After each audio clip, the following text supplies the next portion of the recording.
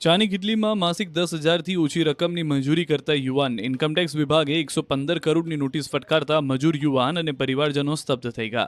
ગીર સોમનાથ જિલ્લાના કોડીનારમાં હોટલમાં ચા વેચનાર વ્યક્તિને ઇન્કમટેક્સ વિભાગે 115 કરોડની નોટિસ ફટકારતા તેમના પગ તળથી જમીન ખસી ગઈ છે. ચાની કિટલીમાં કામ કરતા આસિફ મહમ્મદભાઈ શેખ નામના યુવાનને આવકવેરા વિભાગે જુદા જુદા સમયે 3 નોટિસ ફટકારી છે. યુવાનના એકાઉન્ટમાં માંડ 1,000 રૂપિયા બેલેન્સ છે અને તેના નામે તેના એકાઉન્ટમાં થયેલા 115 કરોડના ટ્રાન્ઝેક્શન બાબતે ખુલાસો કરવા નોટિસ આપી છે, જેના કારણે યુવાન અને પરિવાર ખૂબ જ મૂંઝવણમાં મુકાઈ ગયા છે. ભાડાના મકાનમાં રહેતા પરિવાર પર જાણે કે આપ ફાટી પડ્યું છે તેવી સ્થિતિ સર્જાઈ. ચા વેચતા વ્યક્તિનું કહેવું છે કે આટલા રૂપિયા તો મેં સપનામાં પણ નથી જોયા. આ મામલે પોલીસ ફરિયાદ નોંધાવાઈ છે. તપાસ બાદ જ ખુલાસા થશે.